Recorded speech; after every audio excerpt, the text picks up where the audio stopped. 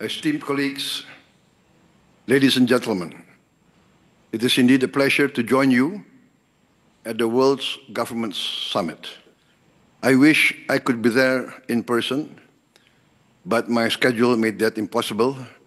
I was just elected a few hours ago to another 5 years as General Chairman of my political party. My compliments to the organizers for their excellent work in convening this summit. Now, more than ever, the world needs platforms where leaders can share ideas and shape global events. We are at a delicate moment in history. The international landscape is evolving rapidly, marked by instability and economic protectionism. If we do not act wisely, these changes may spiral out of control. This is a time to be active architects of a future guided by peace, justice, and mutual respect. Nations, regardless of size, must uphold these principles and shield the world from unchecked conflict, whether in Ukraine, Gaza, or in other emerging crises in Africa, such as the East Congo. I once called for an immediate ceasefire in Ukraine 2 years ago, not as capitulation of one side, but as a plea for dialogue over escalation. The ongoing toll confirms that no military solution secures lasting peace. Gaza remains a profound tragedy. While a ceasefire is in place, hopes and prayers alone are insufficient. We must ensure peace prevails. Gaza has suffered enough. It is time to rebuild homes, reopen schools, and restore normalcy. Indonesia supports sincere efforts towards a just and lasting resolution, anchored in a two-state solution. The world cannot allow the cycle of violence to persist. The crises in Ukraine, Gaza, and East Congo, and other parts of Africa reflect a broader erosion of global stability. Indonesia understands rhetoric alone is insufficient to confront these challenges. Our history, rooted in the non-aligned movement and principles of equality, self-determination, and sovereignty, compels us to pursue balanced diplomacy. We strive to listen as much as we speak, forging partnerships based on trust and mutual respect. This approach guides Indonesia's participation in many international organizations.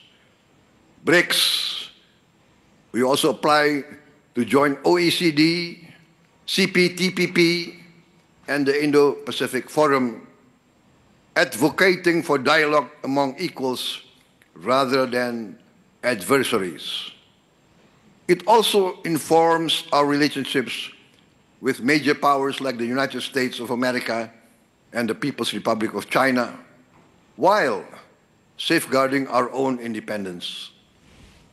Moving forward, Indonesia aims to strengthen its role as a force for regional stability and development, while maintaining its position as a bridge between the global North and the global South, to promote peace, cooperation, and stability. But of course, we know that to be an effective actor on the global stage, we must keep our own house in order. We must do our own homework at home. Our international influence and our ability to contribute meaningfully to global stability are linked to our own strength, our own resilience, and the economic progress and the social welfare of our nation and our people. My administration's vision for Indonesia is clear. We want to build a modern, developed nation powered by its greatest asset, its people, and our vast natural resources. Indonesia's potential is reflected in our diversity and vast geography. Our archipelago, comprising 17,000 islands and covering nearly 2 million square kilometers, is home to more than 282 million people, a vibrant mosaic of cultures and traditions. Yet, this diversity presents challenges, ensuring that every citizen has the opportunity to thrive. Our mission is to create an environment where every Indonesian citizen can access quality education, healthcare, and economic opportunities. One of our key achievements in the first 100 days of my administration has been the establishment of a fully functioning government based on talent and meritocracy. Many skilled Indonesians who had built their careers abroad are returning to serve our nation. This success was greatly aided by the smooth transition ensured by my esteemed predecessor, President Joko Widodo, to whom I extend my sincere gratitude for our long and fruitful cooperation. Among our transformative initiatives is the free nutritious meal program. Providing a nutritious meal each day might seem modest, yet when implemented across hundreds of thousands of schools, 330,000 to be exact, from remote villages to vibrant urban centers, it becomes a significant investment in our future. Our aim for this program is to cover more than 85 million children and pregnant women in Indonesia. Also, our initiative is to offer free health checks for all Indonesians. This is to promote preventive care and early detection of health issues, fostering a healthier and more productive society, and saving a lot of money. Infrastructure development, too, has been a cornerstone of our vision. Indonesia's vast and varied geography has long isolated many communities. And to bridge these gaps, we have embarked on an ambitious program in partnership with the private sector. I'm now opening the infrastructure sector to the private sector, inviting private enterprise from foreign and domestic markets. We are building vital lifelines, roads, bridges, ports, airports, energy lines, digital networks that connect our people and stimulate local economies. Digital connectivity has received special attention too. In today's interconnected world, it is not a luxury, but a necessity. By reallocating the 6 gigahertz Wi-Fi spectrum for public use, we have effectively doubled our internet capacity. The implications are significant. A young entrepreneur in a remote village can now have the same access, the same digital resources as someone in our capital city. This ensures that every Indonesian from the remotest island to the heart of Jakarta has the same opportunity to participate in the digital economy, to learn, innovate, and prosper. Sound financial stewardship and management has been crucial to making these initiatives possible. Through careful management of state funds, we have saved more than $20 billion, equivalent to about 10% of our annual budget. These savings that were allocated to projects and programs without a clear strategy will now be used to finance more than 20 multi-billion-dollar strategic projects that will transform the country.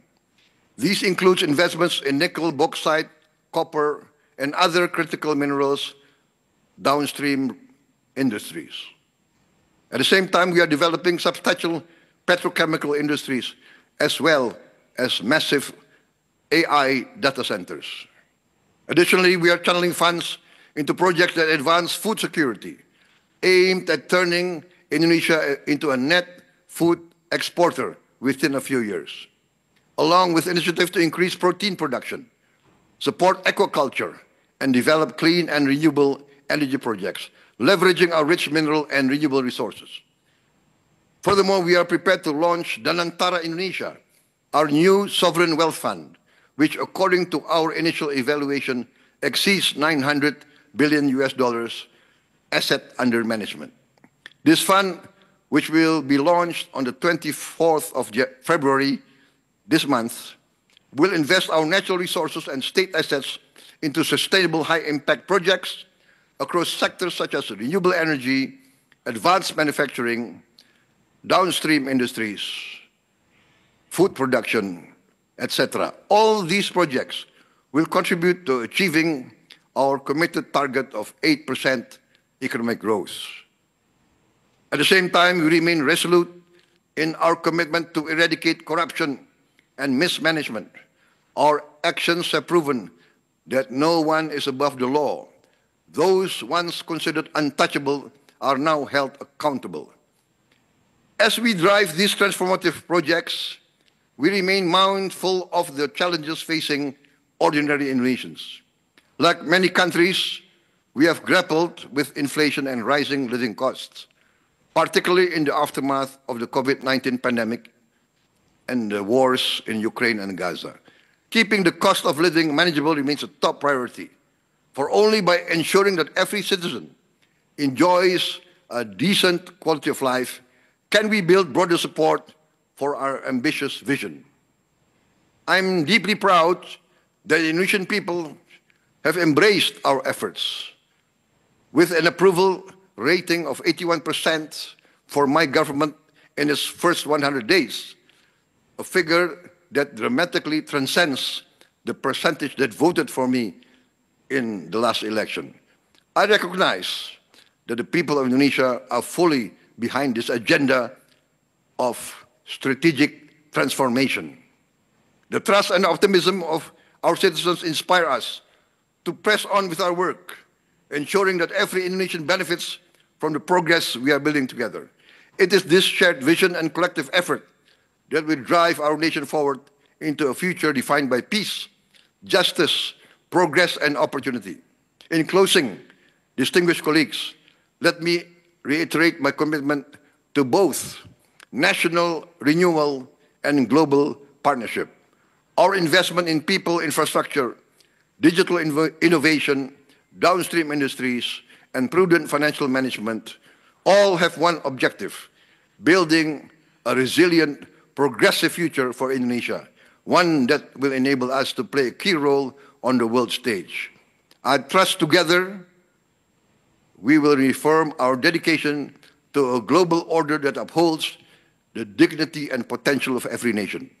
Thank you for your attention, and I look forward to our continued dialogue and collaboration as we shape a future that reflects our shared aspirations. Thank you.